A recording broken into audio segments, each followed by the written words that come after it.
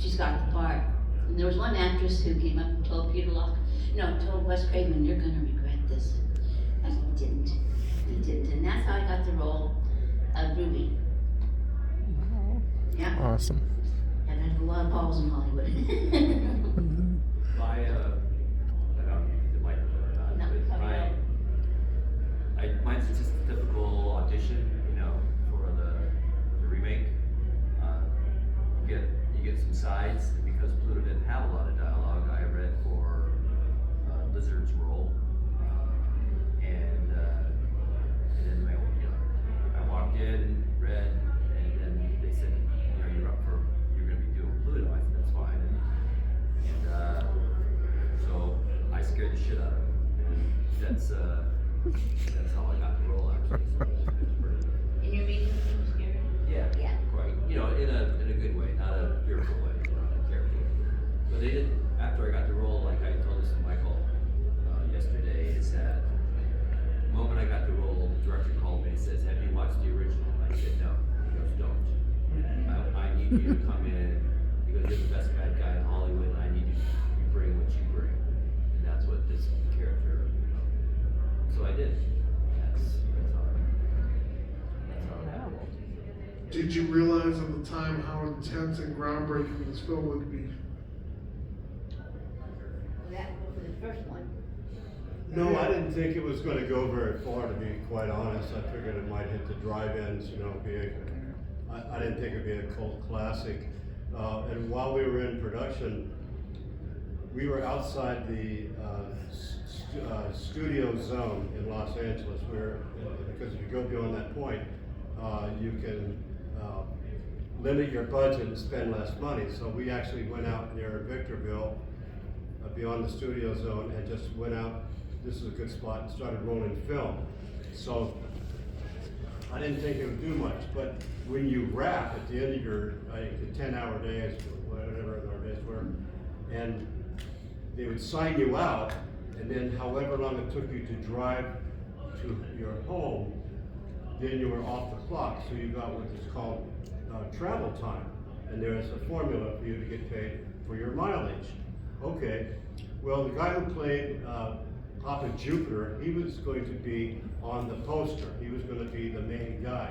His name is Jimmy Whitworth, nice guy, he used to do a lot of westerns. And he made sure that every time we were beyond the mark and we got the bonus for travel time, that meant everybody who was on a SAG member working on that film that day got that little bump. And the producer, Barry Condon, and What's favorite? the producer, Oh, Peter Locke. Peter Locke, thank you, were getting a little ticked off because they were taking them. But it was totally legal according to our rules, and so I didn't have any problem with that. So one day, Peter Locke comes up to me and he goes, "You've been playing ball with us, and so we're going to give you $1 million worth of advertising. We're going to put you on the poster." The reason I had animal skins across my shoulders because it looked good for the character, but it was also for a reason. If you look, I had wounds under both of my arms. I had a lot of surgeries, and I actually had to go to LA to my doctor and get carved on, and this, so he said, and also I can't sweat, so in the middle of the day I had to be very, very careful not to get heat stroke. Yeah. At night I loved it, nice and cool. So they said, "You've been playing ball with us and we appreciate you not complaining, so we're going to give you this, you're going to be the poster child." I said, "Well, instead of $1 million of free advertising, can I just get a bump in my salary?" But it really served me well, and I remember watching The Evil Dead, and there's the Hills Have Ice poster in the cabin, which is a wink and a nod from that director to the other director. They did it a lot. And yes, and then there was also, we had a Jaws poster in our trailer. Yeah. So little conversations with directors, but overall, I didn't think it was going to do much at all, but it did. I loved it. I thought the character, my character. My belief is, at the time I was being offered TNA, take a shower, some guys peek into a hole, they want to take a shower. Oh, that's so hard to act, you know. It was in the horror films, and they gave me the scripts. Now that, if I fail my role, the film fails. I mean, how many films have you watched and that character you're going, get him off the screen, you know? It's important, but I knew Michael, he was really strong. I just knew it was going to do something, but I didn't know it was going to live on long after I'm gone. That's been amazing. I've had a 6-year-old come up to me and tell me, I've seen your movies. You're 6 years old, I can't watch Chucky. I'm serious. And I've never touched a worm to pick up a snake. I mean, really. He goes, they don't scare me. I'm like, wow. But his mom and dad were like behind him because they were big fans. She probably was pregnant with him watching the film, you know. And he probably breastfeeding watching reels that like this. You know? This kid was like, no, you know what? There's probably a better way to do it. They explain how the blood works, and you know, there's not real blood, so he's not freaked. So some kids get so freaked. Maybe this is a better way to do that. Bring him up on the hills have eyes. Michael Smith, how did it feel to be joining such an iconic franchise?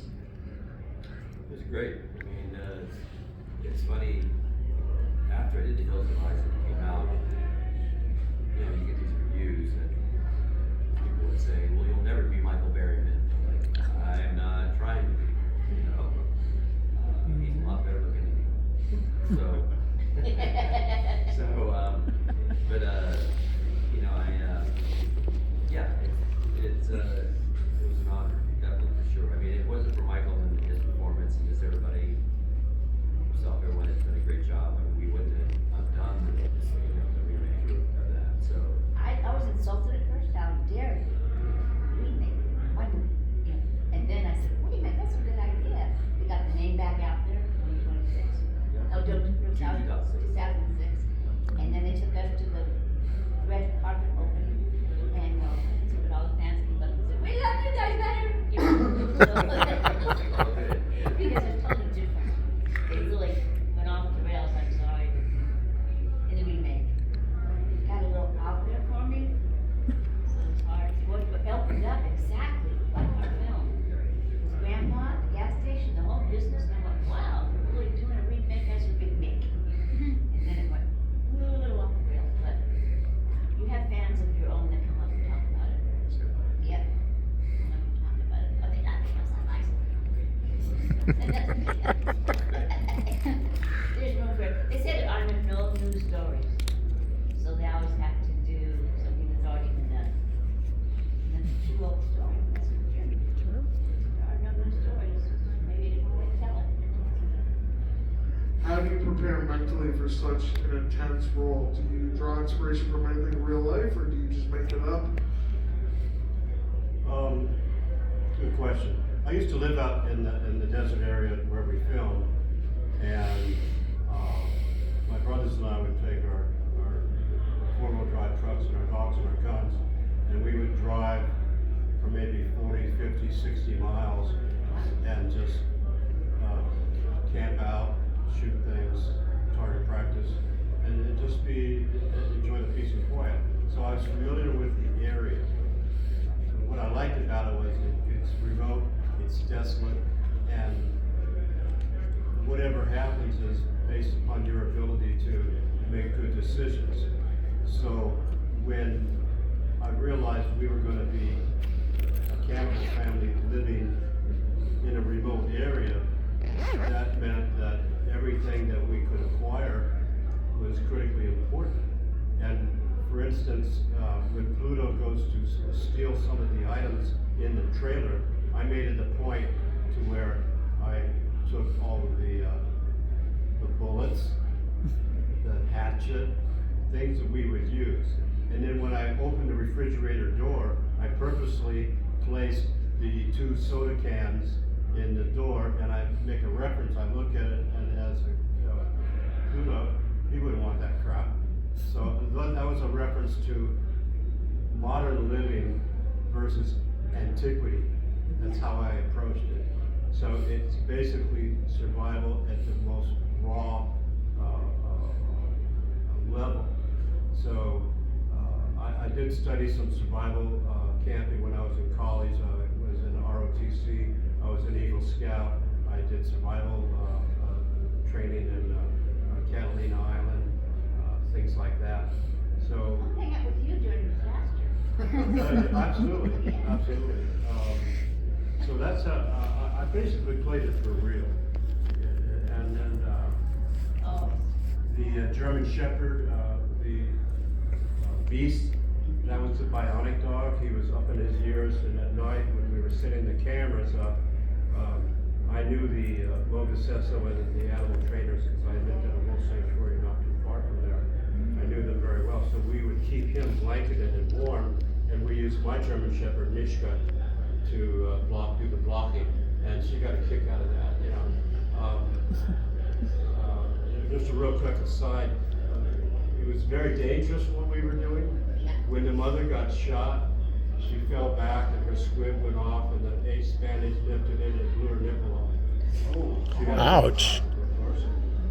Hey, that too. When I chopped up the trailer, we could only do one take. We had no way to repair any damage we would do for a second take.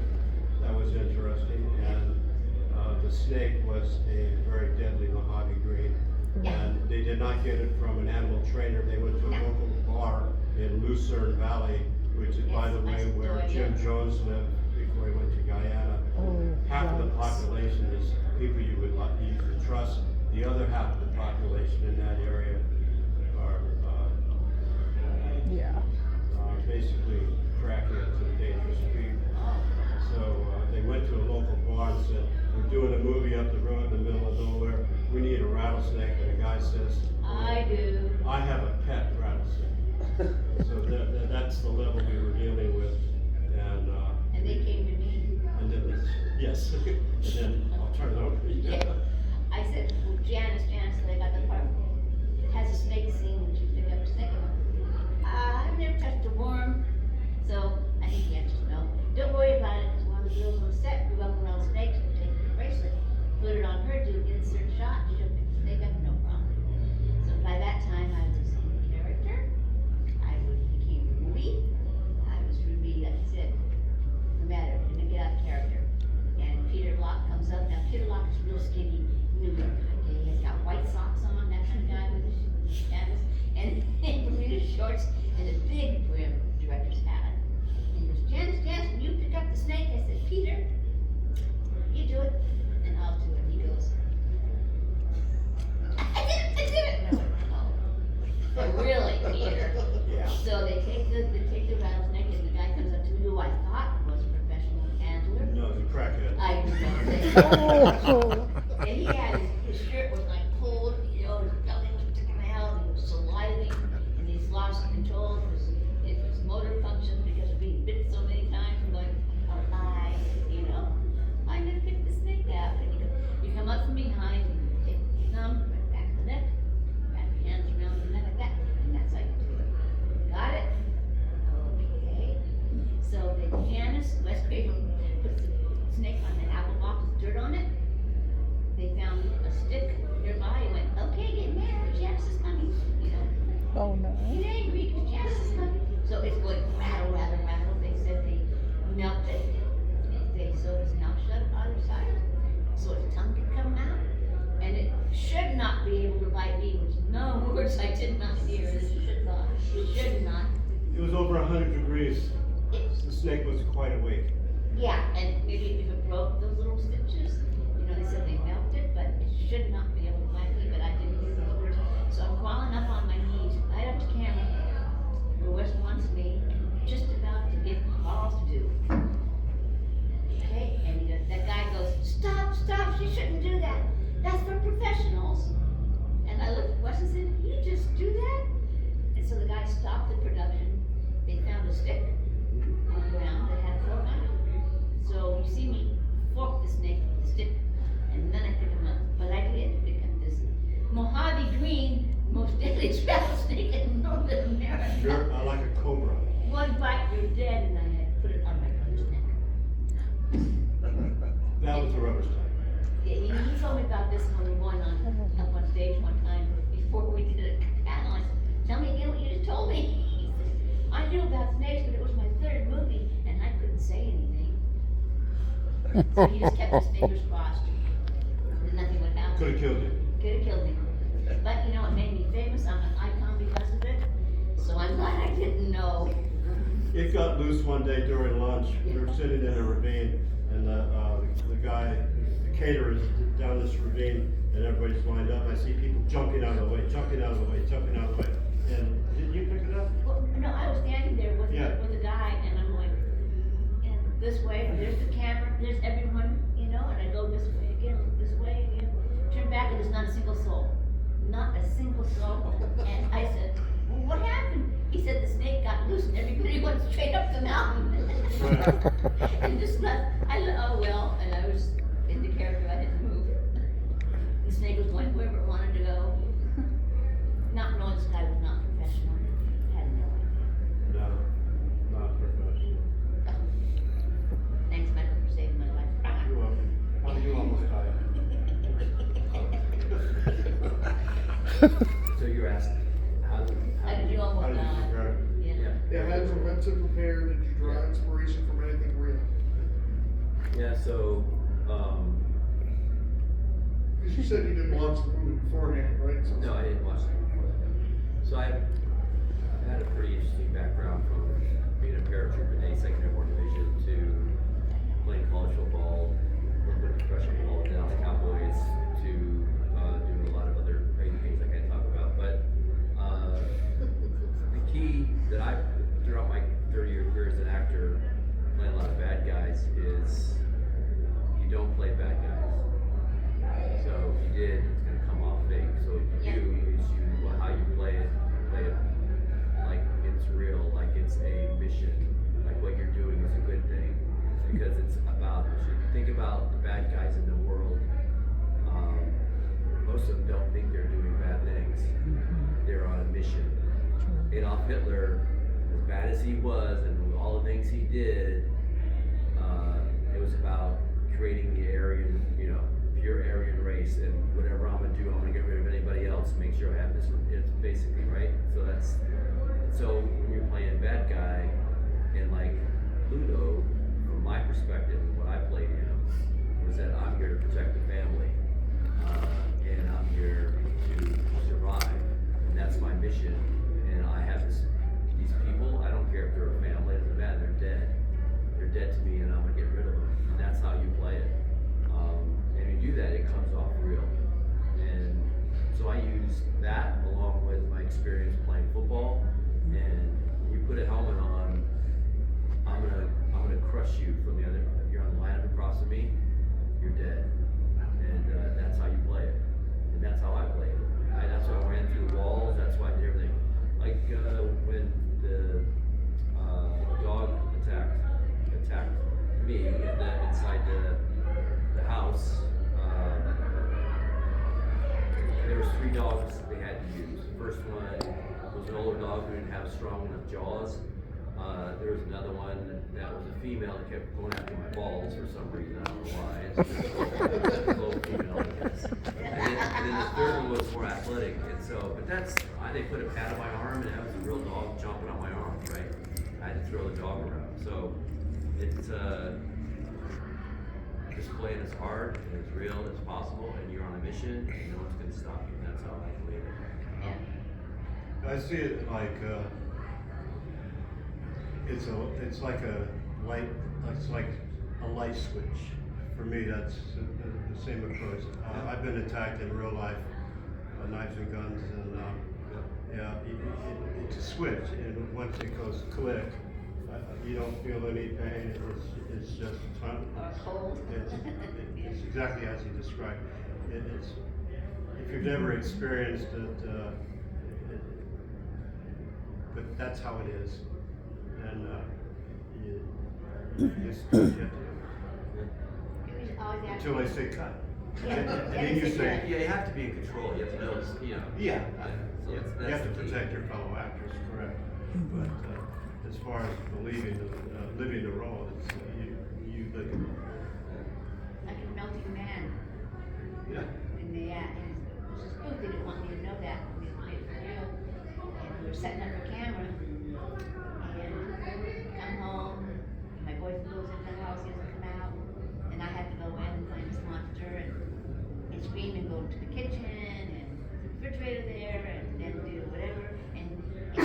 Saxon saying, so what are you gonna do? What are you gonna do? I said, I don't know. What do you mean you don't know? I said, I don't know. Let's walk through for camera. So we walked through for camera. I said, what's all the tension on the set? What's going on? He goes, well, we're past our meal break. And everyone's a little, tense. And I went, can we do walk through for camera? And you guys break for lunch? And I'm gonna lock myself in this closet while you do that. And he went, so, and he got me from watching the dailies. The Hills Have Eyes. He decided to cast me in this movie, which is a totally different movie. Playing this character, you ever saw Mockingbird? Yep. Okay, yeah. So I locked myself in the closet while they went to lunch because if I went to eat and chit-chatted and bullshitted, it'd be a hard get back to that hysteria point. So I locked myself in the closet in the dark, woke myself up until they finally came back. It felt like hours. And when they came out, I was already there, ready to assess it, but I had to bring it down. So when the first thing you see is come up, nothing's happening. So you have to be able to put that in your little pocket and you can reach it there quickly. That's how I get myself worked up. So when they said action and he doesn't come out and all that stuff in the kitchen, that was all for real. And he kept saying, what are you gonna do? And I said, I don't know, just run the camera. So it was supposed to be candy glass. When I put my hand back and that glass armoire thing, I'm supposed to break it. I couldn't break that candy glass. Anything. And I'm sitting and I'm shrinking down in the corner, and I'm hysterical, I'm really upset. And no one is saying anything. And then finally I go, can we cut? I mean, I had everybody say, we were all just memorized. We couldn't move. No one could move. I'm like, oh, that's good. It's sunny. But I couldn't break the candy glass, which was okay by them. But there's supposed to be a second scene that never happened, where I was supposed to go to the tent. Had time. And so I had them lock me in a crazy place, just closed for a day. That's a good story in itself. But we never shot the cat time scene. There was one there at the crazy house. I was going to make him talk because if anyone could make anybody talk, it would be Janus. That's a whole other podcast there, Henry. Yeah, that's a whole other podcast. Yeah. Why do you think The Hills Have Eyes still affects audiences decades later?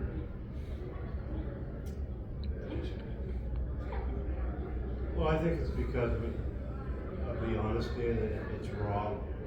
It grabs you within the first couple of minutes. Once the family is in jeopardy, I think the viewing audience identifies with, what if this was me and my family?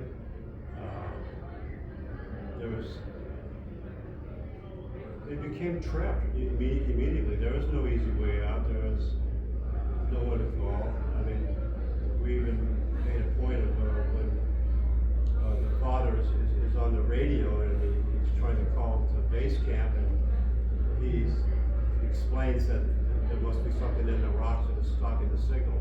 The point being that they're isolated, and the only thing that they have to survive the situation is to approach it honestly and realize that it's like what Michael referred to as it's do or die. So that honesty approach, and then of course the family switches roles. They become like us. And if they hadn't become like us, then they wouldn't have lived. Well, some of them did. Yeah, Susie and Bobby. Lucky. And very lucky. But So how do they get it? Why do you think it still affects the audience? well, because I talked to the kids in their 20s and 30s. They are huge fans of the 70s and 80s. They know me immediately. It's just like mind-boggling to me how things just skip generations or go. But just it has fun. This movie has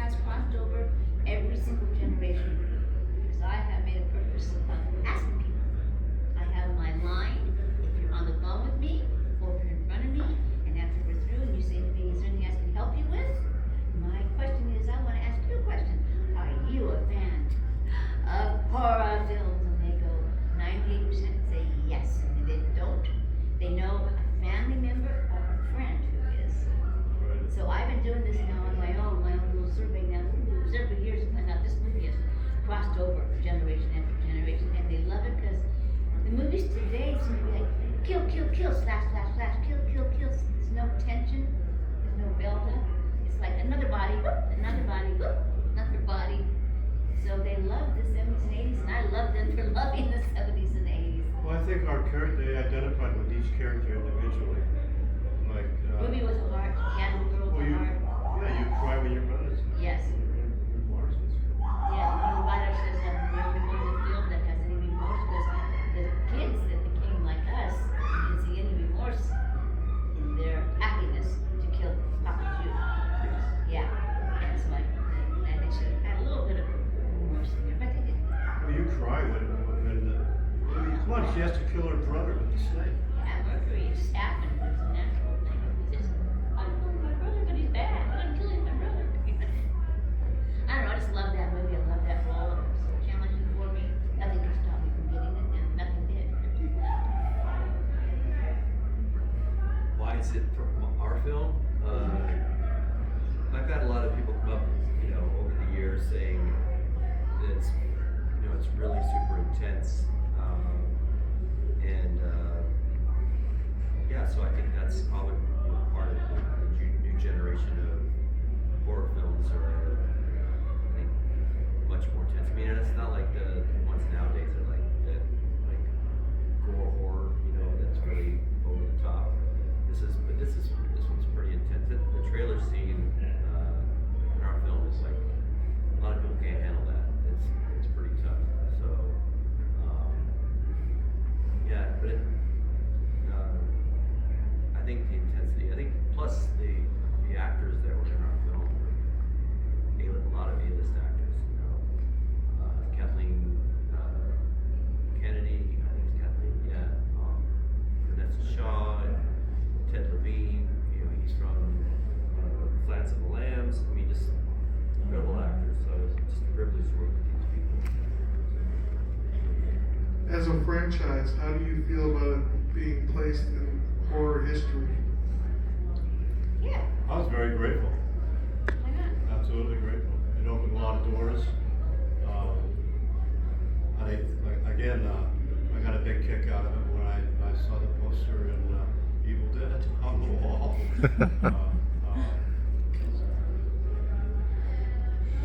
And I'm grateful for having met Wes Craven because he's endorsed for me. In this industry, you don't always get to be on the poster. That kind of helps out tremendous. But if it lives on from generation to generation, that's a real blessing. So I'm very grateful. Yeah. Several of my low budget films have made into the Colors Castle collection, and I think that's pretty damn cool. Phantom of Paradise, anybody ever see that one? Yes. Isn't that a cool movie? That's like the Rocky Horror Show in Canada, they get up and sing. Wow. Yeah, they get up and sing along with it. It's a big thing in Canada, and I love it. So yeah, you never know when you do a movie though. Like you said, you play it for real, and especially when you're doing it for yourself. If it happens, it happens from you guys, I mean, it happens, right? We never go into it, oh yeah, we're making a hit movie here. Well, in the short term, we're just happy to check. Doesn't Yes, and that they paid us to check. Oh, that's right.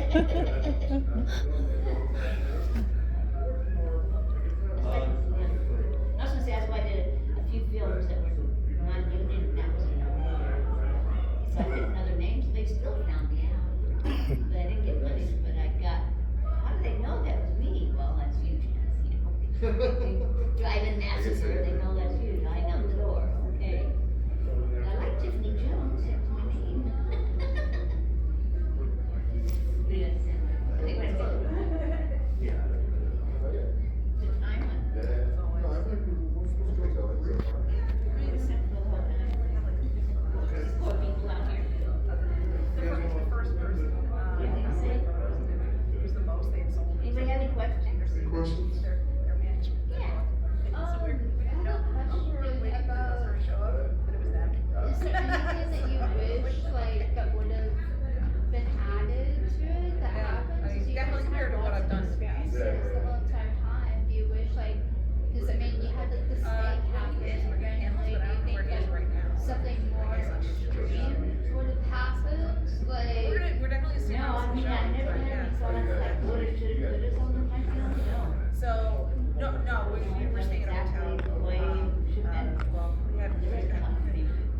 I've got a story, yeah, from the hotel. Cause yeah, we were supposed to stay here, that obviously didn't work out. So, less than the night before he called to tell me that's where we're scrambling. I think the story is, Yeah, it's real close. Get there and I'm like, we're gonna be murdered or something, stay here tonight. It's it bad. covers everything the best world can convey.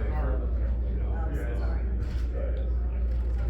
And I like it, what's what films too, with strong female heroines in them. Yes, I love that. Except for your film, where my character didn't exist. She flew through in a red coat and there, oh, she went there, what movie? That was it. I didn't see anything else. Was there more? Yeah. Quite a bit. Well, there was. Well, then I guess I missed it. It seems like you had a lot more experiences outside of filming and during the filming than you did too. Yeah. Anybody else? No? I got a question. Would you guys return to the franchise if invited back? Oh, I've been wanting to do Hills 3 every day. Yeah, well, There's I think we should have children, and our children meet up in the desert. Really? yeah, well, Because you gotta feel that. You know? I was reading something that there was supposed to be a Hills 3 and it turned into a different movie. those satellites on Mars. Yeah. I heard some stupid rumor about that. He told me. I didn't believe him. Never happened. Didn't happen. Wes got into doing bigger movies, and so he just went on and writing different movies. He told me though, I'll tell you what he said to me. I said, "How did you get into this? You're such a mild, weak man, right? Yes. Oh, quiet." And he goes, "Well, it wasn't intentional. I just started writing to help pay for the movies that I really wanted to do." Right. But he said it got so successful that it just kept going. So, lucky for us, he did. Well, Last House on the Left was a rough watch. Yeah, I never watched it. Yeah. Uh, I'm not that one who yeah, watches movies like there's this. a scene at the end that's pretty brutal. Yes.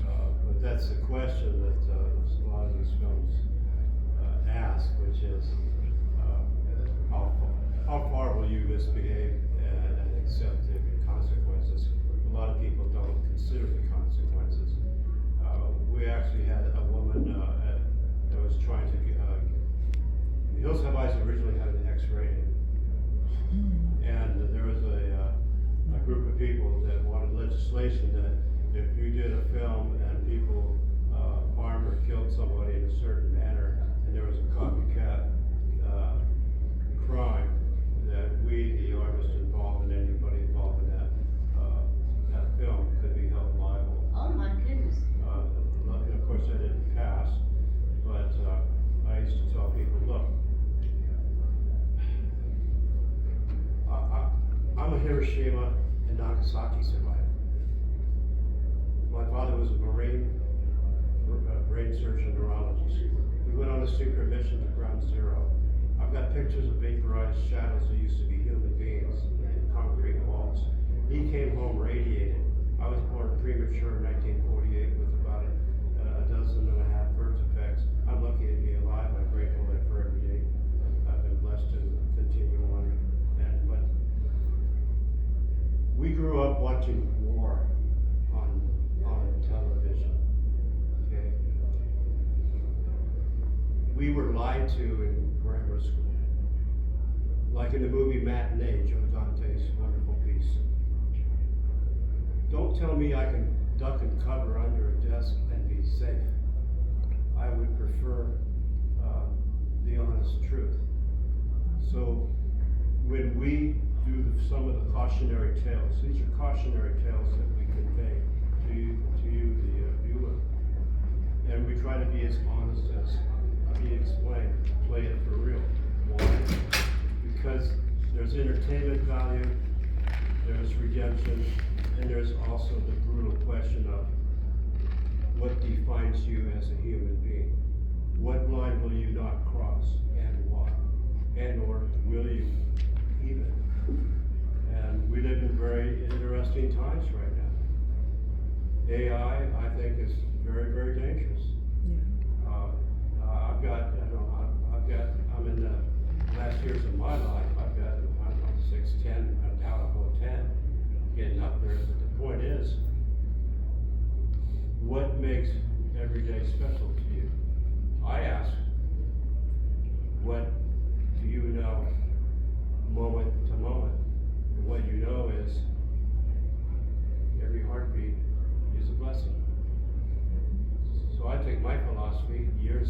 eons ago, and I said to the boss, I go, this is my prayer, and I put it in my heart. So I don't have to think about praying, it's automatic. So it's perspective, you know, it's perspective. We pull you out of your day-to-day. When you come into the movie, it's just like a matinee, when he talks about, you get the popcorn, the lights come on, the lights dim down. You're not thinking about paying the mortgage, you're not thinking about your daughter or son having to go to the dentist. We pull you out of all that. You're not concerned about what the hell is on the news. You're neutral, Yeah, and we entertainment. draw you in, and then you go back to your life. But in that process, you get to, if you want to, define who you are. And it's also interesting to know why. If you don't, if life is not a day-to-day choice, then you're gonna be, have strings attached to you, you're gonna be a puppet.